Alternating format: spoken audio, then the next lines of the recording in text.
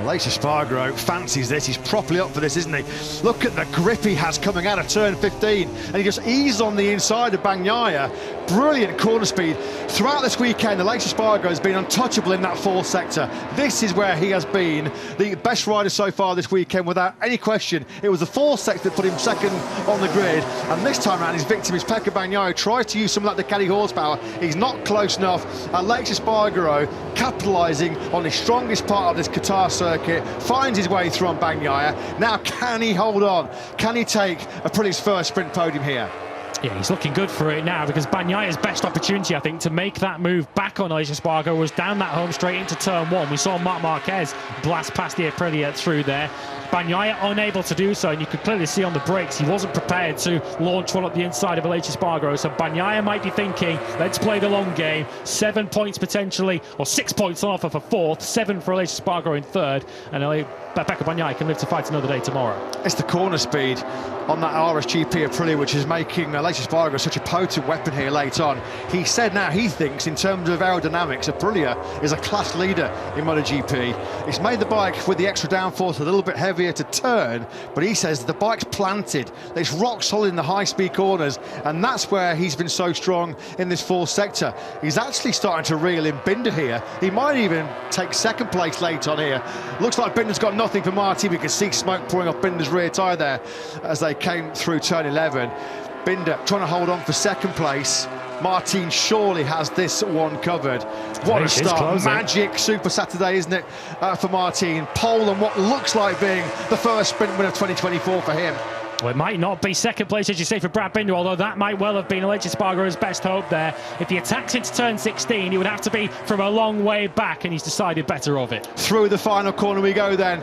Jorge Martin was the Tissot Sprint King in 2023, and he's the Tissot Sprint King in Qatar in 2024. The perfect way for Martin to announce his championship challenge this season. Pole position and the sprint win on a Super Saturday for the Spaniard and Prima Pramac Racing.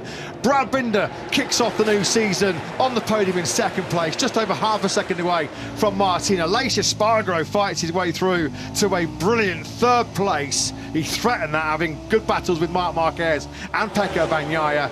Marc Marquez does take fifth place. Enea Bastianini is in sixth ahead of Alex Marquez. Pedro Acosta does score points on his sprint debut. He was only 3.1 seconds behind Martin at the checker flag. Hugely encouraging signs there for the rookie. And Maverick Vinales takes the checker flag in the final point scoring place in ninth spot. Just missing out was Jack Miller. No points for Bezzecchi and Quartararo. Bezzecchi got Quartararo for 11th on the final lap. But it feels like a case of deja vu, doesn't it?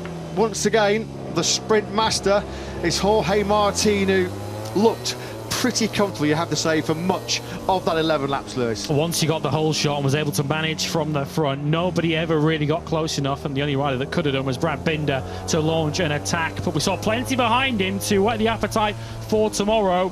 Aprilia will be massively encouraged by how quick Aleix Espargaro was at the end of the sprint, given that we go over double the distance tomorrow. Brad Binder in second place, another sprint podium here for him to start his season. Bagnaia gets points in fourth. Marc Marquez will certainly take the positives from that in fifth place, but Jorge Martin, he dominated this format last year, and he is the first rider to 10 sprint wins. Amazing record for Jorge Martin, an amazing record which he established in 2023, and it rolls on, it continues. Ducati's incredible dominance in MotoGP. They are now undefeated since the Catalan Grand Prix. That is now 18 sprint and Grand Prix victories in a row for the Borgo Panigale factory.